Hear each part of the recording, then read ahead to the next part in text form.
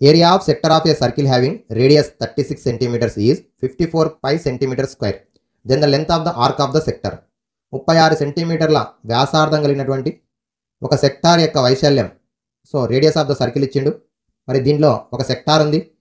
మరి సెక్టార్ యొక్క వైశాల్యం 50, area is equal to 54 pi ఇచ్చిండు. Square centimetre or centimetre square ఇచ్చిండు. రేడియస్ 36 సెంటీమీటర్స్ ఇచ్చిండు. Find the length of the arc of the sector. Find length of the arc of the sector. Sector చాపం పొడవు అడిగింది ఇక్కడ నుంచి ఇక్కడ వరకు. So relation between area is equal to LR/2 formula. ఎప్పుడు length of the arc, radius and area. అలా కాకుండా యాంగిల్ ఇచ్చినప్పుడు θ/360 ఇంటూ 2πr. ఇదేమో యాంగిల్ ఇచ్చినప్పుడు, సెక్టార్ యాంగిల్ అనేది ఇచ్చినప్పుడు ఏమో, రేడియస్ ఇచ్చినప్పుడు లెంత్, సెక్టార్ యొక్క లెంత్ తెలుసుకోవడానికి, సో చాపం యొక్క పొడవు తెలుసుకోవడానికి L = θ/360 ఇంటూ 2πr. కానీ ఇక్కడ మనకి చాపం పొడవు అడిగిండు, ఇచ్చింది ఏరియా ఇచ్చిండు, రేడియస్ ఇచ్చిండు కాబట్టి A = LR/2.